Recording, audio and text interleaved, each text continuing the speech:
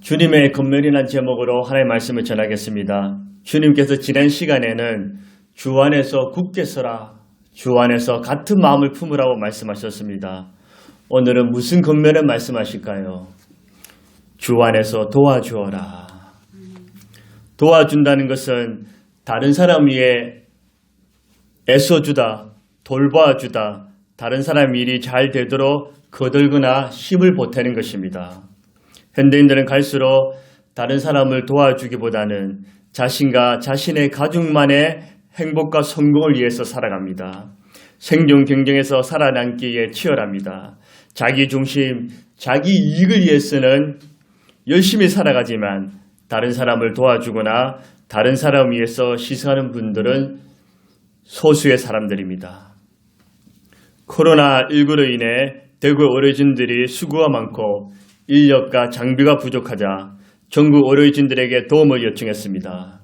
이때 의사 250명이 자원해서 코로나 진료를 위해서 대구로 갔습니다.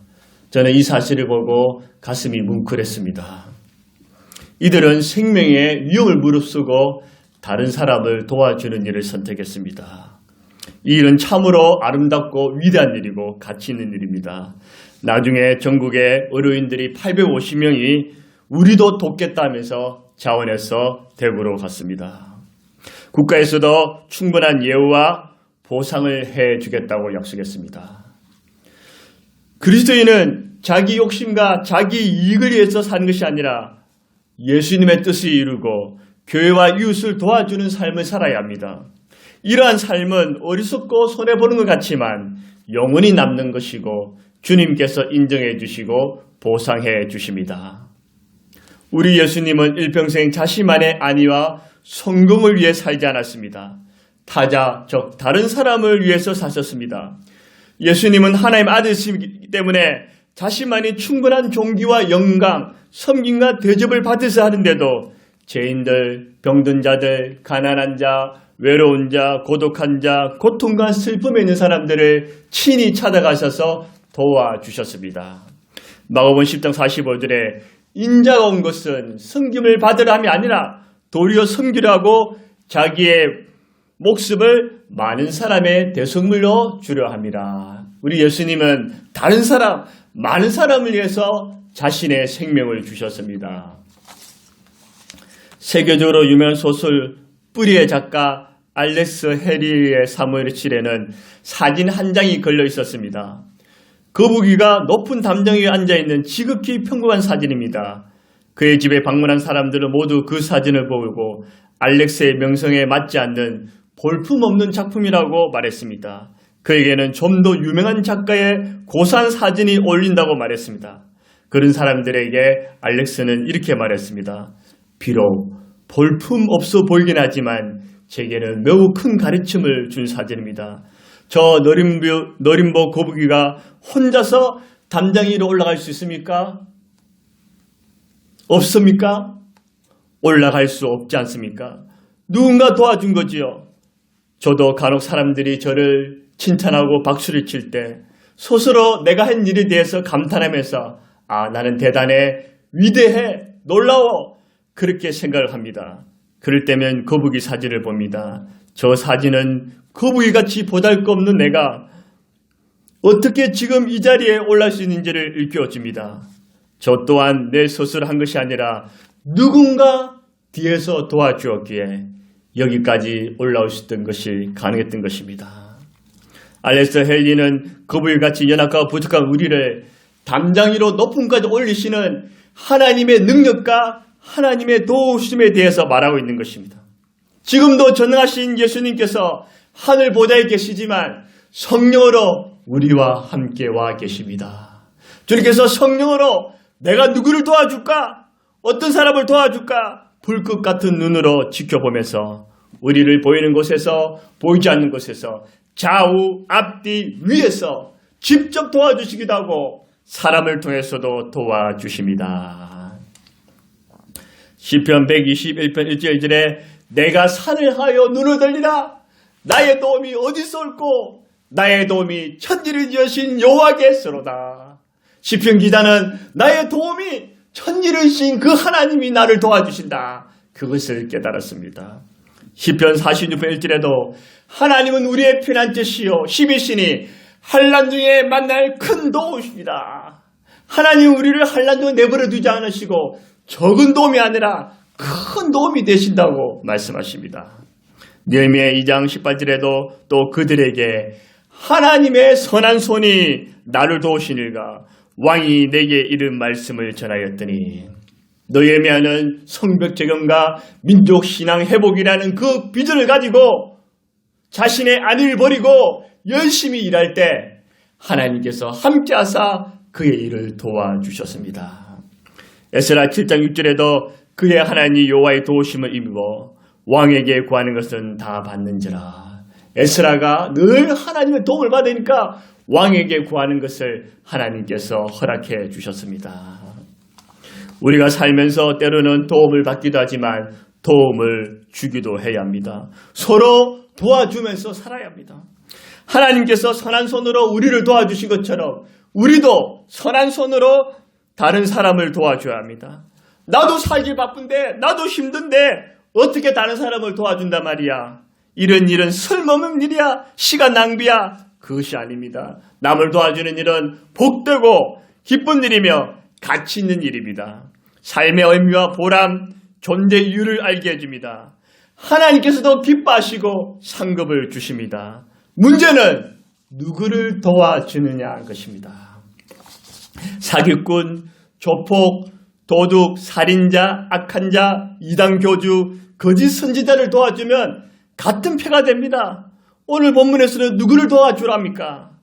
돕고 도우란 말을 두 번이나 강조합니다. 두 번이나 강조한다는 것은 그만큼 중요하다는 것입니다. 누구를 도와야 될까요? 복음에 힘쓰는 사람을 도와주어라. 3절에 보니 복음에 나와 함께 힘쓰던 저 여인들을 돕고, 코로나 바이러스와 이단 신전이 때문에 전도가 어렵고 예배드리기도 힘든 이 시점에 예수 그리스도의 복음을 전하는 자, 주의 일에 힘쓰는 자, 주께 영광을 돌리는 자, 그 일을 하나님께서 기뻐하십니다. 사람들을 살리고 옳은 대로 인도하는 것입니다. 복음을 전하는 일은 사람을 세워주고 하나님 나라를 확장시키며 썩지 않는 영원한 축복이 있습니다. 빌립보 교회 여인들은 바울이 복음을 위해서 수고하고 고난받는 것을 알고 수시로 도와주고 힘을 써주었습니다. 심지어 바울이 감옥에 갇혔어도 부끄러워하지 않고 적극적으로 도와주었습니다. 이것을 고맙게 생각한 바울은 빌립보 교회 일꾼들에게 복음을 위해서 나와 함께 수고한 저 여인들을 도와주어라. 우리도 살면서 사람을 공격해서 파괴하는 하지 말고 어떻게 하면 예수의 마음을 품고 기도와 물질로 입술과 몸으로 도와줄 수 있을까? 특히 목회자, 선교사, 전도자, 복음을 위해 수고하는 자, 연약한 자들을 실제로 도와주는 생산적인 일을 하셔야 합니다. 그러면 주님께서 기억하사 도움과 상급으로 채워주십니다. 도움을 받는 그 사람도 주님, 내가 힘들 때 저분이 나를 도와주었습니다. 하나님, 저분을 축복하소서, 저분을 사용하여 주옵소서, 저분에게 은총을 내려주옵소서, 이렇게 복을 빌어드리는 기도를 한 번이라도 더 하지 않겠습니까? 우리는 누구를 도와줘야 됩니까? 주의 동역자들을 도와주어라. 3절에 보니 또한 클레멘더와 그 외 나의 동역자들을 도우라. 그 이름들이 생명책에 있느니라. 주와 교회를 위해서 수고하는 자, 주와 이웃을 위해 헌신하는 자, 주의 영광을 위해 땀 흘린 사람은 경쟁자가 아닙니다. 우리와 함께 일하는 동역자들입니다. 이들을 도와주라고 합니다. 왜냐하면 생명책 이름이 기록되어 있기 때문입니다. 생명책은 구원받은 그리스도 이름이 기록된 것이고 행위책은 모든 인류의 사람들의 행위가 기록된 책입니다. 생명책 이름이 기록된 사람은 구원이요 영광이요 기쁨입니다. 영생이 보장된 사람들입니다. 누가복음 10장 20절에도 예수님께서 말씀하시기를 그러나 귀신들이 너에게 항복하는 것으로 기뻐하지 말고 너희 이름이 하늘에 기록된 것으로 기뻐하라.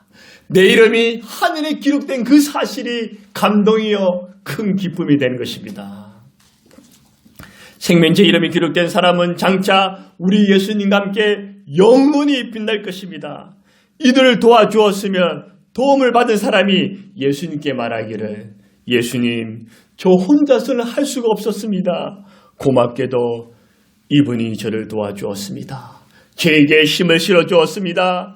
낙심하지 않고 주의 일에 힘쓰도록 해주었습니다. 이분이 저에게 용기를 주었습니다.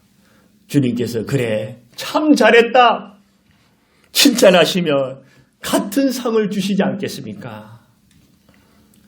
다윗도 하나님 마음에 합한 사람이었고 위대한 업적을 이룰 수 있었던 것은 혼자 잘나서가 아니라 우선 하나님이 그를 도와주셨고 하나님이 다윗 주에 많은 사람들을 붙여주셔서 도와주게 하셨습니다. 사무엘하 23장 39절에 보니 햇사락 우리야라 이상 총수가 37명이더라.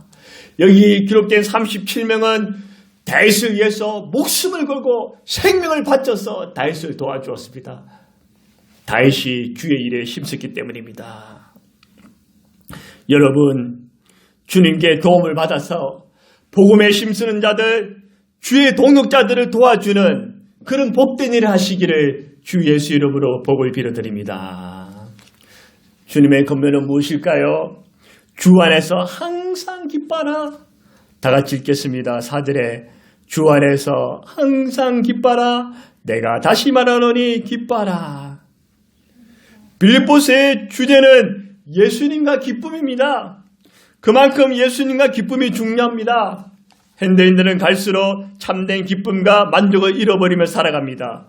그 대신 온갖 삶의 무거운 짐, 슬픔, 고통, 두려움, 괴로움, 스트레스를 안고 살아갑니다. 최근에는 코로나 바이러스 인해 온 국민이 불안과 두려움, 공포에 떨고 있습니다.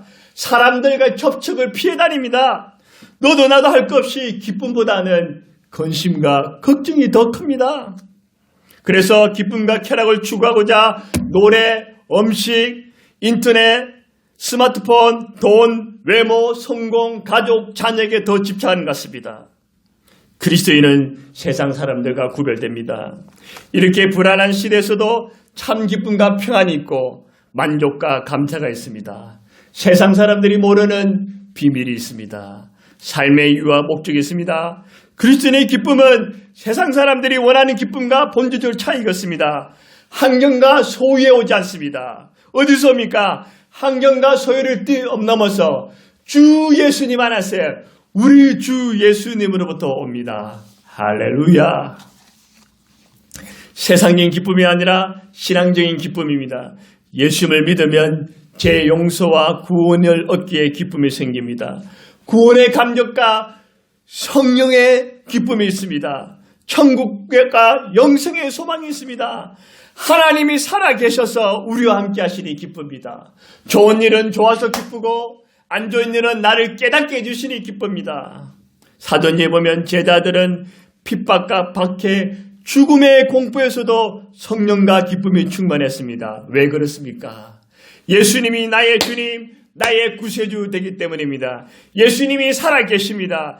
예수님이 우리를 버리지 않으시고 세상 끝날까지 함께 하십니다. 예수님은 변함없이 저와 여러분들을 사랑하십니다. 이 혼탁하고 두려운 시대에도 예수님은 우리를 보호해 주십니다. 예수님이 내 안에, 내가 예수님 안에, 우리가 예수님 안에, 예수님이 우리 안에 있으면 두려울 것이 없습니다. 살아도 예수님, 죽어도 예수님. 죽음은 천국 가서 영원한 생명을 누리기에 좋고 살아있으면 아직도 나에게 사망이 있기에 주님의 뜻을 이룰 수 있으니 기쁘고 즐거운 일입니다. 사랑하는 여러분, 근심, 걱정, 공포, 두려움, 외로움을 혼자 다 지지 마시기 바랍니다. 예수님께 가지고 오세요. 예수님께 내려놓으세요. 예수님께 도움을 구하세요. 예수님께서 환난과 고통 속에도 여러분을 버리지 않으셨습니다. 예수님은 불속이라도 전염병이라도 여러분과 함께 가주십니다. 예수님 우리에게 기쁨과 평안과 능력을 주십니다. 할렐루야, 할렐루야. 여모 심성 33절에 이것을 너에게 이름은 너희로 내 안에서 평안을 누리게 하려 함이라. 세상에서는 너희가 환난을 당하나 담대하라. 내가 세상을 이겼노라. 세상에서는 환난을 당하나 주님께서 담대하라. 평안하라. 그렇게 말씀하십니다. 여문 15장 11절에도 내가 이것을 너희에게 이름은 내 기쁨이 너희 안에 있어 내 기쁨을 충만하게 하려 함이라. 예수님의 기쁨을 충만하게 하신다는 것입니다. 사도행전 13장 52절에도 제자들은 기쁨과 성령이 충만하니라. 빌립보서 4장 4절에도 주 안에서 항상 기뻐라. 내가 다시 말하노니 기뻐하라. 하하하 기뻐하시기 바랍니다. 그리스도인들의 기쁨은 외부와 환경, 물질과 소유, 사람에 의해 좌우되지 않습니다. 바울은 죽을 죄를 지어서 감옥에 갇힌 것이 아니라 예수님과 복음 때문에 억울하게 감옥에 갇혔어도 기뻐하고 또 기뻐한다고 했습니다. 세상이 이해할 수가 없습니다. 세상이 감당할 수 없습니다. 주 안에서 있는 참 기쁨이 있습니다. 나도 주 안에서 기뻐하고 너희도 주 안에서 기뻐하라. 그렇게 건면하고 있습니다. 여러분, 아무리 알 수 없고 이해할 수 없는 고통과 시련, 어려움이 있어도 우리 주 예수님이 살아계시기에, 우리 예수님이 선하시고 인자하시기에 세상은 믿을 수 없어도 예수님을 신뢰하고 의지할 수 있게 우리는 기뻐할 수 있습니다. 예수님께서, 살아가는 예수님께서 내 죄를 위해 죽으시고 부활하사 구원해 주셨습니다. 예수님이 계시기에 소망이 넘칩니다. 우리의 기쁨은 일시적이지 않습니다. 항상 언제나 매일 영원히 기뻐할 수 있습니다. 주 안에서 다시 말하느니 기뻐하십시오. 하하하하하하하. 말씀을 맺겠습니다. 지금 이 사회는 코로나19로 온 국민이 공경에 처했습니다. 그렇다고 해서 두려움과 불안, 공포 속에만 머물 수 없습니다. 우리는 이 어려움과 역경을 이겨낼 수가 있습니다. 우리는 어떤 삶을 사시겠습니까? 나만 살기 위해서 다른 사람을 도와주기는커녕 근심과 걱정과 공포와 두려움 속에 살아가시겠습니까? 아니면 주님께서 나를 도와주신 것처럼 나도 주 안에서 다른 사람을 도와주고 주 안에서 언제나 기뻐하는 삶을 사시겠습니까? 주 예수님을 말미암아 다른 사람들을 주 안에서 도와주시고 주 안에서 항상 기뻐하십시오. 할렐루야, 할렐루야, 할렐루야. 아멘.